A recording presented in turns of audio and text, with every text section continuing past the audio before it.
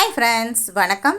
Welcome to luscious. சனிக்கிழமை வரக்கூடிய விநாயகர் சதுர்த்திக்கு கொழுக்கட்டை அச்சே பயன்படுத்தாமல் நல்ல சாஃப்டான டேஸ்டான கொழுக்கட்டை எப்படி செய்யலான்னு பார்க்கலாம். இந்த கொழுக்கட்டை செய்வதற்கு கொழுக்கட்டை மாவு நான் பயன்படுத்தலை, வீட்டில் இருக்கக்கூடிய பச்சரிசி மாவு பயன்படுத்தி தான் ரெடி பண்ணியிருக்கேன். அதுக்கு ஸ்டவ் மேலே ஒரு கடாய் வச்சுருக்கேன். இந்த டம்ளரால் 1 டம்ளர் பச்சரிசி மாவு எடுக்க போகிறேன். அதே டம்ளரால் 1.25 பங்கு தண்ணி ஆட் பண்ணிக்கிறேன். சிறிதளவு salt, 1/2 tablespoon ghee add பண்ணிக்கலாம். கீ ஆட் பண்ணுறதுனால இந்த கொழுக்கட்டையினுடைய மேல் பகுதி நீண்ட நேரம் ஆனாலும் காஞ்சி போகாமல் ரொம்ப சாஃப்டாக இருக்கும். தண்ணி நல்லா கொதிச்சு வர அந்த நேரத்தில் தண்ணி ஆட் பண்ண அதே டம்ளரால் 1 டம்ளர் பச்சரிசி மாவு ஆட் பண்ணிக்கிறேன். நீங்கள் கடையில் வாங்கினா மாவு கூட நீங்கள் தாராளமாக பயன்படுத்தலாம். கொழுக்கட்டை மாவு நான் யூஸ் பண்ணலை, வீட்டில் நம்ம நார்மலாக பயன்படுத்தக்கூடிய பச்சரிசி மாவை தான் நான் ஆட் பண்ணியிருக்கேன். இப்போ நான் ஸ்டவ்வை ஆஃப் பண்ணிட்டேன். நல்லா மிக்ஸ் பண்ணிகிட்டே வருவோம். பாத்திரத்தில் கொஞ்சம் கூட ஒட்டாமல் நல்லா திரண்டு வரும். அதுக்கு தண்ணியோட அளவு ரொம்ப கரெக்டாக இருக்கணும். 1 கப் பச்சரிசி மாவுக்கு 1.25 பங்கு தண்ணி கரெக்டாக இருக்கும். ஒரு மூடி போட்டு 10 நிமிஷம் நல்லா ரெஸ்ட்டில் வச்ச பிறகு அந்த கொழுக்கட்டை மாவு நல்லா ஆறின பிறகு நல்லா மிக்ஸ் பண்ணிகிட்டே வருவோம். நல்லா அழுத்தம் கொடுத்து மிக்ஸ் பண்ணிக்கணும். அப்போ தான் நம்ம அந்த கொழுக்கட்டையினுடைய பவுல் செய்கிறப்ப விரிசல் விழாமல் இருக்கும்.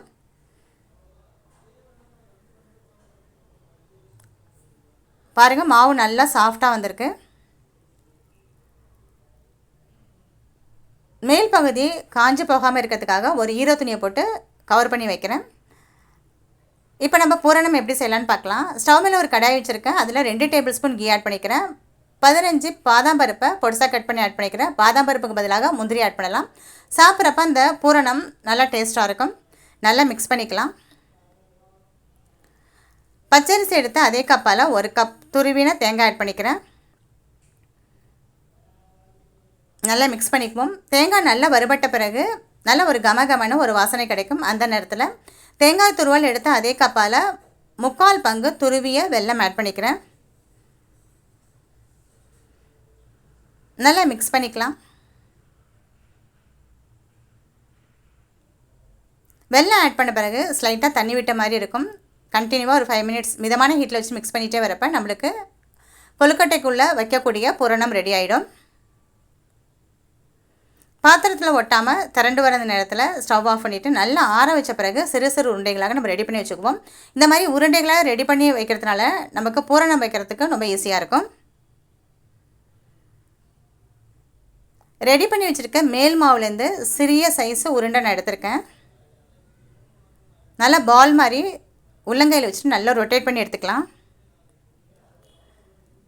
கொஞ்சம் தண்ணியை தொட்டுக்கிட்டு ஓரப்பகுதியிலேருந்து ரொட்டேட் பண்ணிகிட்டே வரணும். அப்போ தான் நம்மளுக்கு நல்லா ரவுண்ட் ஷேப்பில் பவுல் கிடைக்கும்.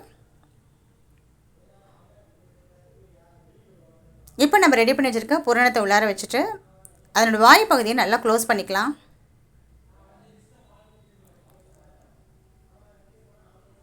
இந்த கொழுக்கட்டை செய்வதற்கு நான் மோல்டு எதுவும் பயன்படுத்தலை, அதாவது கொழுக்கட்டை அச்சு இல்லாமல் தான் இந்த கொழுக்கட்டையை நான் ரெடி பண்ணியிருக்கேன். அதுக்கு வீட்டில் உள்ள ஒரு சீப்பு எடுத்திருக்கேன்.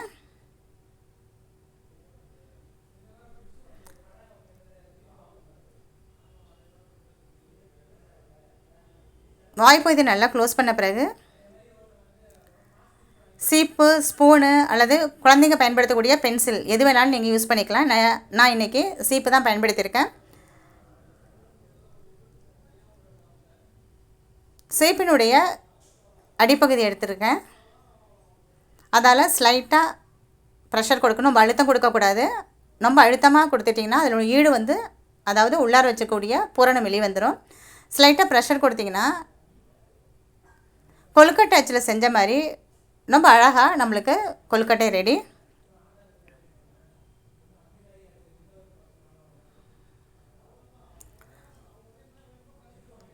கொழுக்கட்டை மாவு விரிசல் இல்லாமல் இருக்கிறதுக்கு 1 கப் பச்சரிசி மாவுக்கு 1.25 பங்கு தண்ணி கரெக்டாக இருக்கும். தண்ணியோட அளவு ரொம்ப பர்ஃபெக்டாக இருந்தால் தான் நம்மளுக்கு விரிசல் இல்லாத கொழுக்கட்டை மாவு நம்மளுக்கு ரெடி ஆகும். இதே மாதிரி எல்லா கொழுக்கட்டையும் நம்ம ரெடி பண்ணி வச்சுக்கலாம். நான் இன்றைக்கி வீட்டில் பயன்படுத்தக்கூடிய பச்சரிசி மாவு தான் பயன்படுத்தி உங்கள்கிட்ட செஞ்சு காமிச்சிருக்கேன். நம்ம சேனலில் ஏற்கனவே கொழுக்கட்டை மாவு எப்படி செய்யலாம் நிறைய கொழுக்கட்டை ரெசிபியும் போட்டிருக்கேன். ஒரு லிங்க் வந்தாலும் டிஸ்கிரிப்ஷன் பாக்ஸில் நான் தரேன், வேணால் செக் பண்ணி பாருங்கள். இதே மாதிரி எல்லா கொழுக்கட்டையும் நான் ரெடி பண்ணி எடுத்துக்கலாம். கொழுக்கட்டை அச்சே இல்லாமல் ரொம்ப சூப்பரான கொழுக்கட்டை நம்மளுக்கு ரெடி.